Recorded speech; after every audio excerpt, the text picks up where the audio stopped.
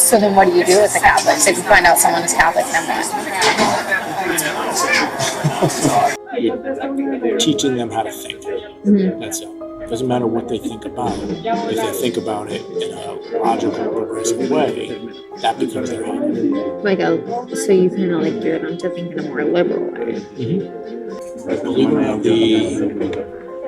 hopefully the more progressive teachers are actually more savvy about delivering like a democratic message without really ever mentioning politics. It's subtle. They'll never say, oh, this is a liberal or a democratic way of doing this. They'll just make that the norm. And this is how we handle things. It's subtle. And that's how you get away with it? That's how you get away with it. And how do you make sure the parents don't find out? They can find out, so long as you never mention the politics. And then later down the line, you're going to vote Democrat. And you will have done a great service to our country.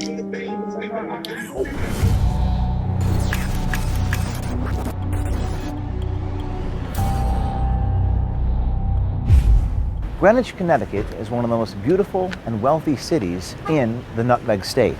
Now, what you're about to see is one assistant principal in charge of 360 students, defying state regulations, preventing Catholics or conservatives from being hired as a teacher. Meet Jeremy Boland, the assistant principal at Cobb Elementary in Greenwich, Connecticut. Boland met up with one of our undercover journalists and revealed stunning discriminatory hiring practices as well as his politicized beliefs on how his school should be run. I can't get past the parents anymore. What do you mean? So the parents feel as though it's their responsibility to shape the schools, which then shape the kids. Right. So because I can't get past the parents, do I really have as much of an influence on the kids as I want? I try in my own way, but right now my job is to hire the right teachers. Do we work for the parents or do we work for the kids? You tell me. We work for the kids. So it's not about the parents. It shouldn't be. I don't think. Here I am holding a copy of the Cobb 2021 to 2022 handbook. Notice how Jeremy Boland, the assistant principal's name is on here, along with recently retired principal Gene Schmidt. Now inside this handbook, we found a quote from Boland saying, quote, "Thank you for entrusting us with the care of your child," close quote. But now watch how Boland tells our undercover journalist he doesn't hire anyone who sides with parents. Ask me as if you're interviewing. Like, what are some of the questions you would ask? So, I'm trying to think exactly how I word it. So in a meeting with a parent, you propose the plan you develop for your student to develop these reading skills on these concepts, and the parent disagrees with you. How do you handle it? Okay, so if someone sides with the parent, then what? You let them explain, and then you move on to the next question.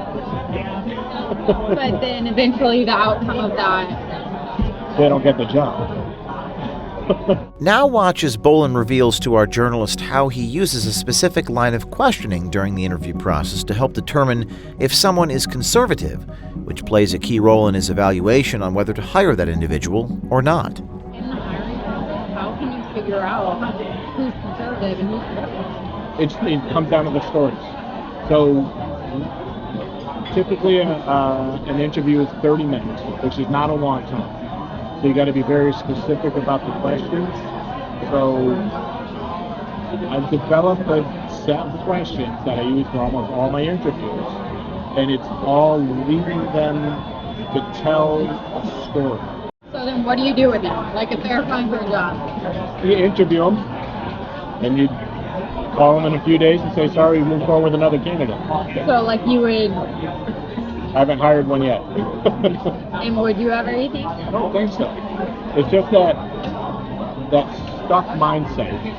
I need a growth mindset. Actually, now I'm thinking about it, I think one of the questions that we might start including is something about transgender students that are affected. Was it non-binary? Yeah. If you end up with a student that's non-binary, tell me how you approach that student. That's a new question. So what's the correct answer to that? You treat the student with respect, they're to educate that student, they get to choose however they want to identify. I'm there to support them. Right. And if someone gives the opposite answer and they're in support of, or they're not in support of transgender. Yeah. So if you get somebody who's hardcore religious or hardcore conservative, they would probably say something detrimental to the event. I don't think kids have enough knowledge to make that decision. If people knew that you like didn't hire conservatives though, do you think they would be pissed or like? I'm not allowed to ask their political leaders, and they're not allowed to ask me.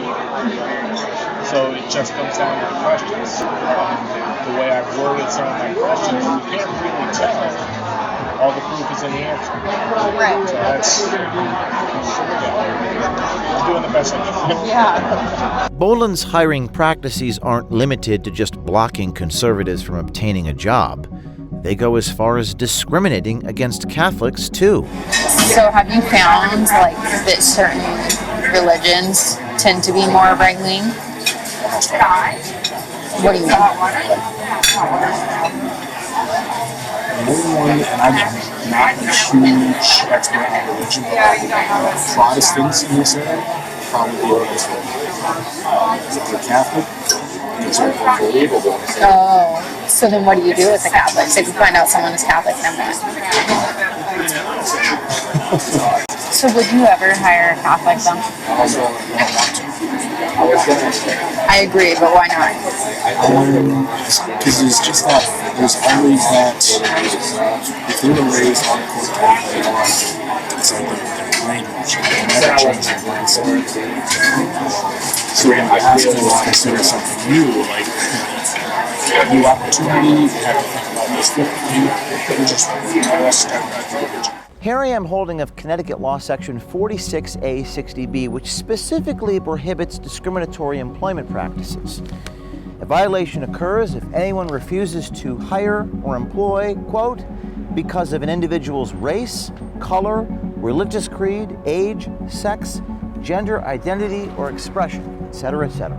Now watch as Mr. Boland tells our journalist that he thinks he is above the Connecticut state law and school rules when it comes to potential new hires. He discriminates using religion, politics, and age. Have you had a lot of right-wingers applying? No. Good. I haven't interviewed many because I feel like I'm able to screen it out. How so? I need younger. So because Greenwich pays very well, you get teachers from other districts who've been there for a long time that want to come to Greenwich. But if they're older, I'm not allowed to do that.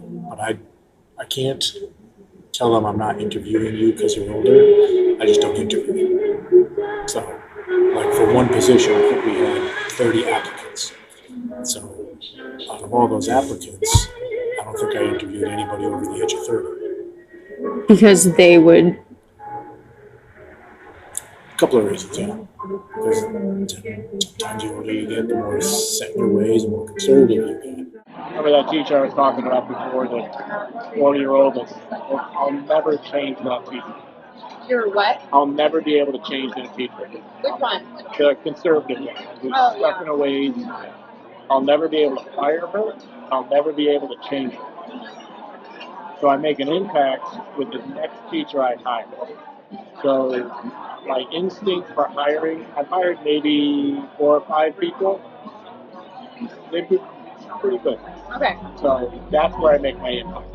In Section B5 of Connecticut's statutes, it is against the law to aid, abet, incite, compel, or coerce, or attempt these discriminatory practices. Boland is likely well aware that an educator at a public school cannot indoctrinate students with a political ideology. However, Boland disregards this basic principle and encourages, quote, subtle democratic messaging. Teaching them how to think. That's it. Doesn't matter what they think about it. If they think about it in a logical, progressive way, that becomes their habit. So you kind of like gear them to think in a more liberal way. Believe it or not, the openly more progressive teachers are actually more savvy about delivering like a democratic message without really ever mentioning politics. It's subtle. They'll never say, oh, this is a liberal or a democratic way of doing this. They'll just make that the norm. And this is how we handle things. It's subtle. And that's how you get away with it? That's how you get away with it. And how do you make sure the parents don't find out? They can find out, so long as you never mention politics. You can influence them to almost like be mad at the Supreme Court in a way without telling them to be mad at the Supreme Court. So then let's talk about the Supreme Court. If 80% of the country is in favor of this law, and yet the Supreme Court just said no, what are you going to do when it comes time to cast your vote, which then has a direct influence on who gets picked for the Supreme Court? We want people that are going to listen to the people. Who listens to the people? It wasn't the conservatives on the Supreme Court. It's little things like that. You hope those little things stick. Right, which they probably will. And then later down the line, you're going to vote Democrat. And you will have done a great service to our country. So it's like you present everything in a way that's like subconsciously influencing the kids to vote liberal in a way, but it's not doing it in such an explicit way to where the parents can actually get mad at you for it. All this begs the question, if politics and religion are supposed to be kept out of the classroom, why are these factors used in affecting Boland's hiring decisions at COSCOB? Reporting from Greenwich, Connecticut, this is James O'Keefe with Project Veritas.